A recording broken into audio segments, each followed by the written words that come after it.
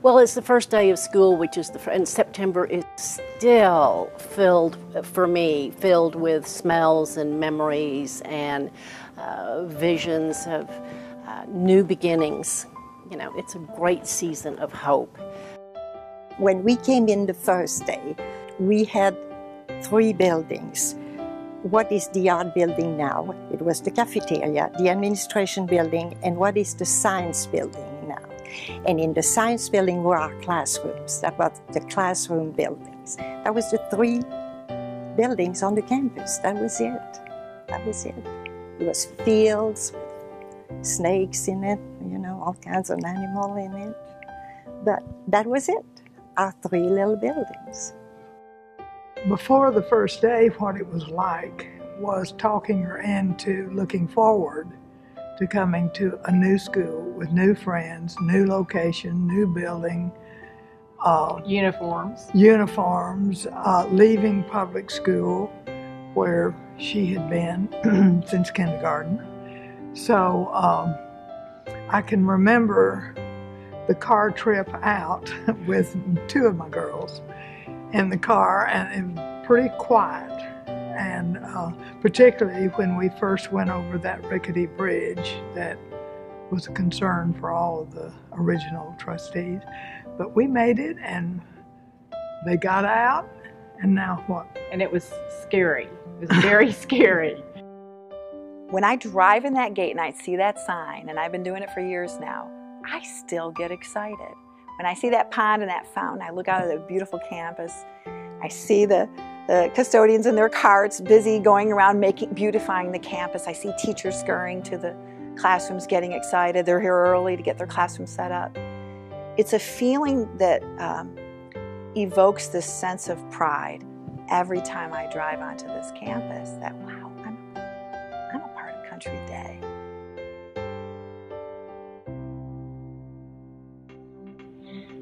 I have an older brother, and I remember him going off to school, and I was so excited about starting kindergarten that at 4 o'clock I got up at my house and laid out my clothes in my bed and got dressed and went into my parents' room and said, I'm ready to go to school. We came onto campus and my first impression was big. I'd come from a 32-acre campus with 1 building to a 100-acre campus with whatever number there were, 10 or 15 buildings at that point, and big was the first thing I thought of. I think we were all worried about, what the lunchroom was going to be like, and, what the classrooms were going to be like, and what were the teachers going to be like, and, who were our new friends going to be. For the first, I guess, 2 years, we had chapel every morning. Coming to school the first day, getting all your stuff ready, just kind of getting back in the swing of things, getting that feel that school is finally here. I liked it because I was a senior for 4 years. I was a senior in 9th grade, a senior in 10th grade, and a senior in 11th grade and 12th, because they added a class every year, so it was a great deal for me.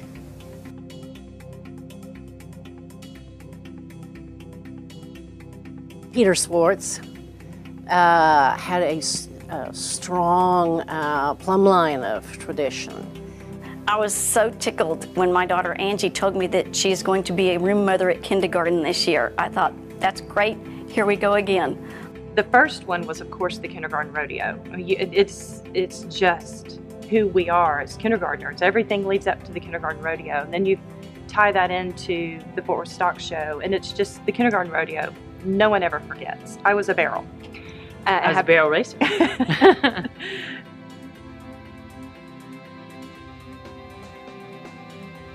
10 minutes into the conversation with Barbara Jungo, I was absolutely blown away as to the energy, the commitment to the education of kids, and most importantly, the knowledge, the vision of the school, and what it would do for my children.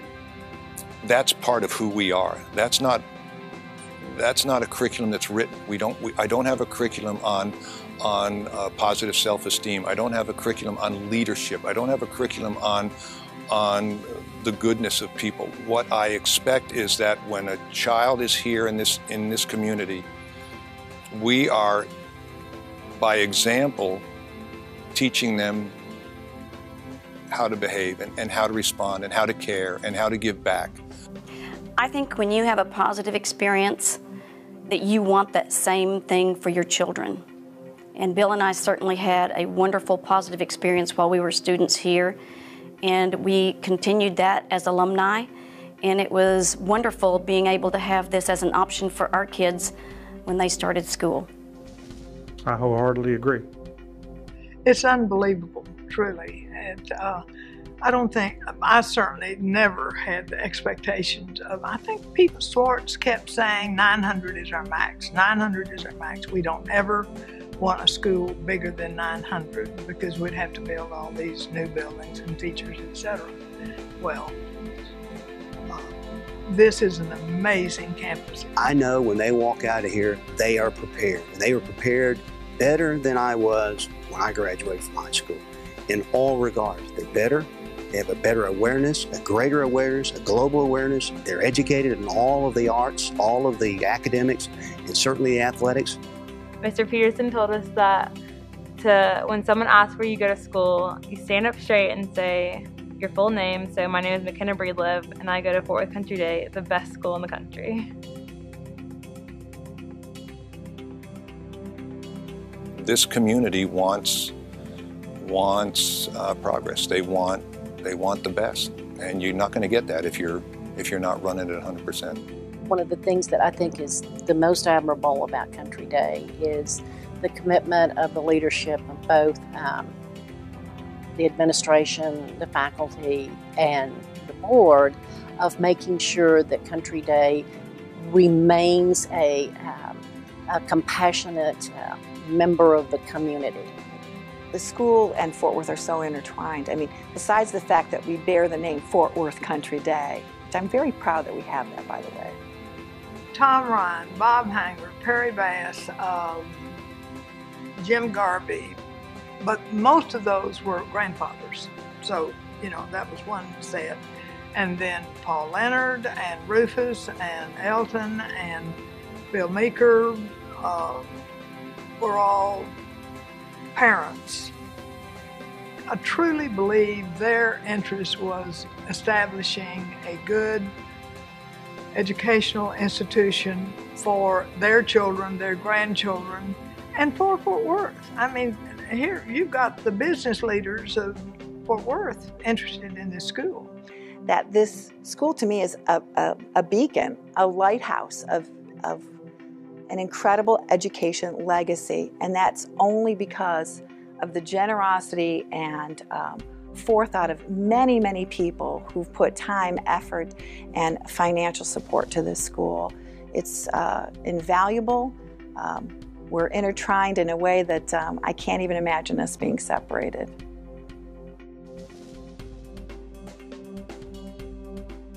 I got to play every sport they offered, and I didn't think you could probably do that at a public school that had 10 times as many kids. My graduating class was only 31 students, so they needed everybody they could get to play sports. Well, I'm most proud of what it is right now. It's unbelievable. I mean, I never even thought about it being as beautiful and as well funded, and wonderful teachers and a great headmaster. They've just fulfilled all of those trustees' dreams. It's so fun to see all these people coming back, these former teachers, former students, past parents, grandparents. We've got third generations coming back, and I just think that's exciting. If you could be invisible and walk through these doors and watch the traditions come alive and watch these educators who are not here because they're being paid well, they're here because they love what they're doing.